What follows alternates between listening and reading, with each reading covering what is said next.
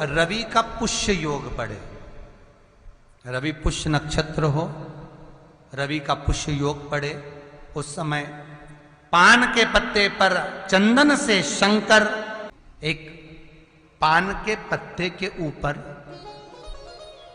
मात्र पान, पान जानते हो वो खाने वाला जो पान करता है उसका पत्ता, पान के पत्ते के ऊपर जो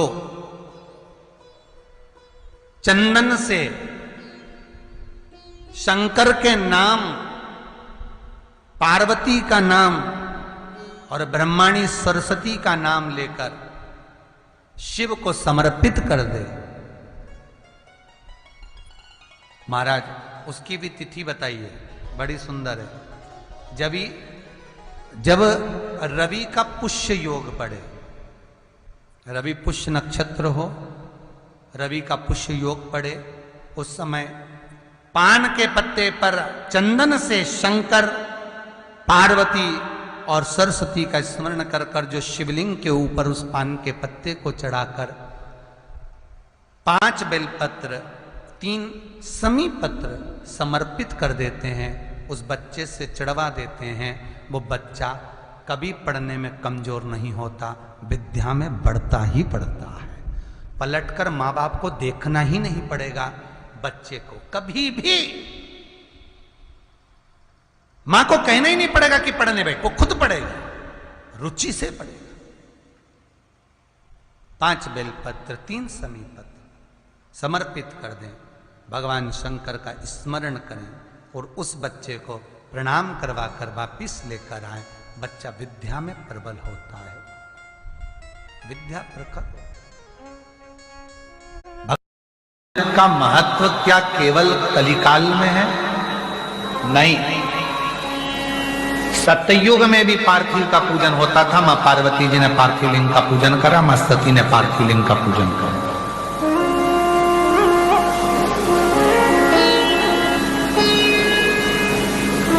त्रेता में भी पार्थिव लिंग पूजन का महत्व है। भगवान राम जी अयोध्या से लंका तक गए, बीच में जितने दिन भगवान राम जी रुकते थे वहां पार्थिव पूजन करते थे।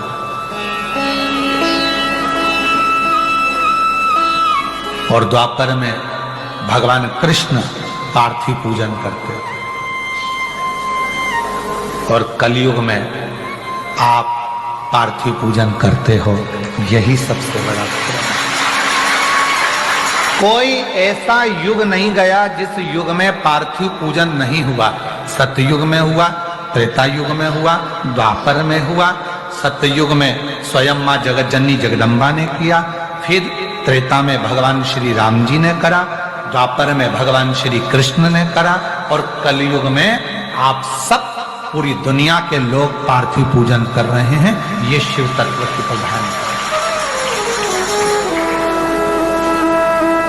पार्थिव पूजन, पार्थिव पूजन से क्या मिल सकता है? तो पार्वती जी ने पार्थिव पूजन कर कर शंकर को अपना बना लिया, राम जी ने पार्थिव पूजन कर कर लंका को अपना बना लिया, भगवान कृष्ण ने पार्थिव पूजन कर कर अपनी रानियों को 16,108 रानियों के संतान की प्राप्ति कर ली।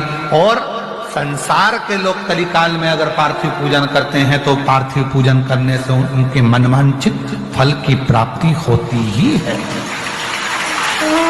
करो पार्थिव पूजन, पार्थिव पूजन का बड़ा महत्व।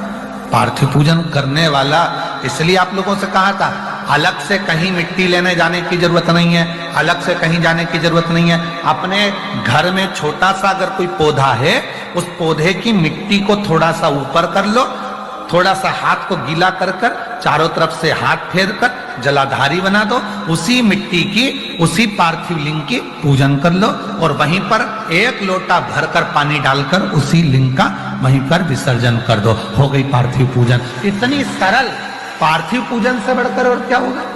इतनी सरल, इतनी सरल, बस वो पार्थिव पूजन वहीं की वहीं हो जाता।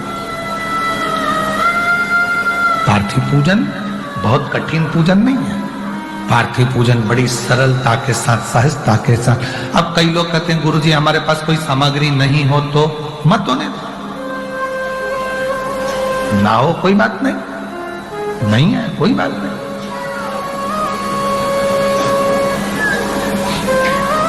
कितना सुंदर कहा है तुमरुका जी। चंचुला देवी को शिव महापुराण की कथा सुनाते हुए कहते हैं, सुनो चंचुला, संसार की कोई स्त्री, संसार की कोई कन्या, संसार की कोई महिला, संसार का कोई पुरुष, संसार की कोई नारी, कोई पुरुष पार्थिव लिंग का पूजन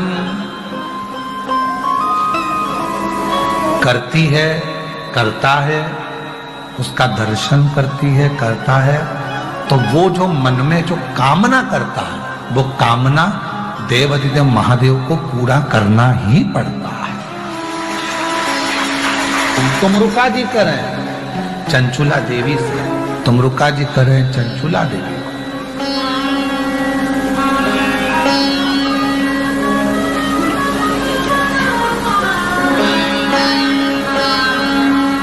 और बालू मिट्टी के बनाए भोलेनाथ, चढ़ाऊं लोटा जल भर के।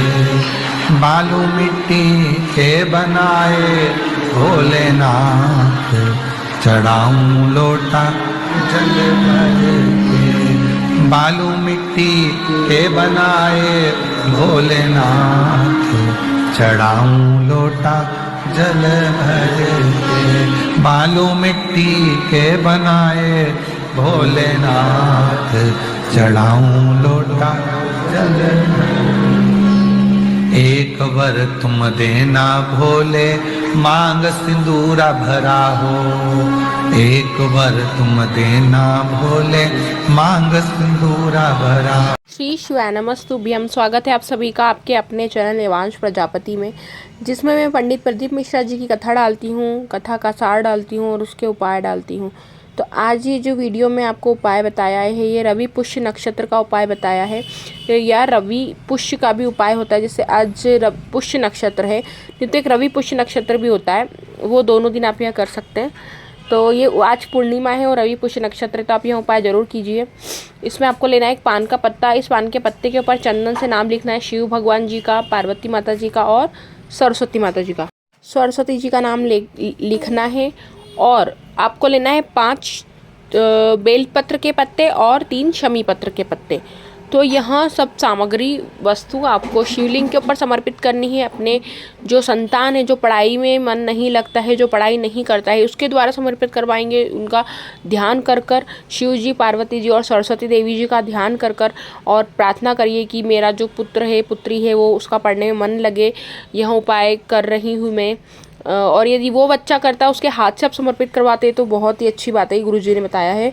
तो वीडियो अच्छी लगी तो उसको लाइक कीजिए। और इस वीडियो में एक पार्थिव शिवलिंग की महिमा का भी निर्माण बताया, पार्थिव शिवलिंग के निर्माण की महिमा का महत्व भी बताया गया है। तो आप जरूर कीजिए, मेरे वीडियो को लाइक कीजिए, चैनल को सब्सक्राइब कीजिए। कमेंट बॉक्स में हर हर महादेव, जय श्री महाकाल, श्री शिवाय नमस्तुभ्यम, श्री शिवाय नमस्तुभ्यम लिखना ना भूले। गुरुजी का कहना है श्री शिवाय नमस्तुभ्यम लिखने, सुनने, बोलने मात्र से हमें हजारों अश्वमेध यज्ञों के फल की प्राप्ति होती है, हमारे पाप कम होते हैं और कष्ट भी दूर होते हैं।